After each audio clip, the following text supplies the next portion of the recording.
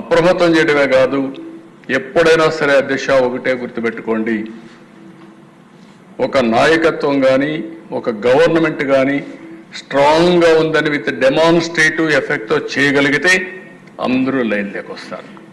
అట్లా కాకుండా పర్వాలేదు ఉదాసీన వైఖరి తీసుకుంటే ప్రతి ఒక్కరూ పెట్టిరేగిపోయే పరిస్థితి వస్తుంది. అది ఈ ప్రభుత్వంలో సాగనివ్వమని చెప్పి మరొకసారి తెలియజేసుకుంటూ ప్రతి ఒక్కరికి విజ్ఞప్తి చేస్తున్నా.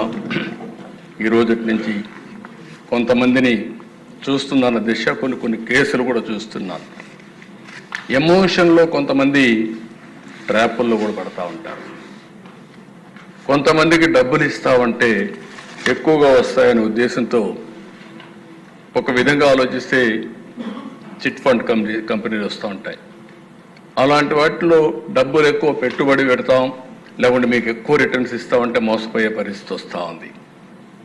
కొంతమంది అమ్మాయిల పట్ల కొంతమంది చాలా దారుణంగా ప్రవర్తిస్తూ ప్రేమ అనే మాట ఒలకబోస్తూ ట్రాప్లో పెట్టి ఈ యొక్క అబ్యూజ్ చేసే పరిస్థితి కూడా వస్తున్నారు. నేను ఈ విషయాలని ఎందుకు చెప్తున్నానంటే ఈ సభ ద్వారా ప్రజల్లో చైతన్యం తీసుకురావాల్సిన బాధ్యత మన మీద ఉంది. అదే సమయంలో ఎవరైనా తప్పు చేస్తే మాత్రం వదిలిపెట్టం, తాట తీస్తామని చెప్పి మరొకసారి ఎందుకంటే నా గట్టిగా కూడా చెప్పాల్సిన అవసరం ఉంది.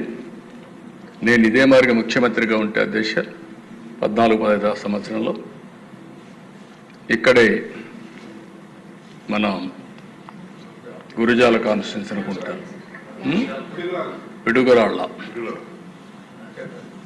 దాచేపల్ల ఏరియాలో ఒక ముస్లిం గర్ల్, చిన్న అమ్మాయి, ఆ అమ్మాయి పైన అత్యాచారం చేశారు.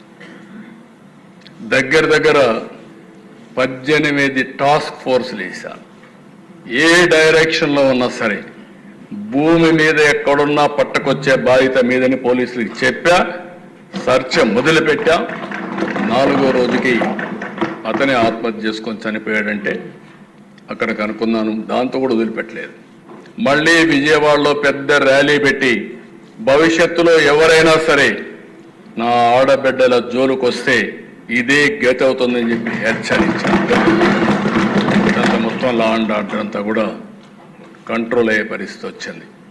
ఇప్పుడు కూడా చెప్తున్నా, ఈ సభ ద్వారా హెచ్చరిస్తున్నా, రేపటి నుంచి ఈ ప్రభుత్వాన్ని ఛాలెంజ్ చేయాలంటే చేయండి. ఆ తర్వాత ఎలాంటి పనిష్మెంట్ ఉంటుందో మీరే చూస్తారని కూడా హెచ్చరిస్తూ లా అండ్ ఆర్డర్ కాపాడే బాధ్యత మాది. ప్రభుత్వ యంత్రాంగాన్ని కూడా సమర్థవంతంగా నడిపిస్తాం. ఎక్కడా రాజీ లేదు, రాగ ద్వేషాలు లేవు, లేకుంటే విశిక్షత లేదు. ఎవరైతే మీరందరూ లా అండ్ ఆర్డర్ మెయింటైన్ చేస్తారో డీజీపీ దగ్గర నుంచి లాస్ట్ మైల్లో ఉండే కానిస్టేబుల్ వరకు మీరు లా అండ్ ఆర్డర్ మెయింటైన్ చేయండి. మీకు అండగా ఈ గవర్నమెంట్ ఉంటుందని మరొక్కసారి తెలియజేసుకుంటూ ప్రజలు పూర్తిగా సహకరించమని మరొక్కసారి కోరుకుంటూ, ఇంకొకసారి నాకు ఎక్కడన్నా దొరికితే మాత్రం గంజాయి దొరికితే అడికి అయిపోతారు, మీరు గుర్తుపెట్టుకోండి. అదే మాదిరిగా ఎక్కడ డ్రగ్స్ దొరికినా లేదు.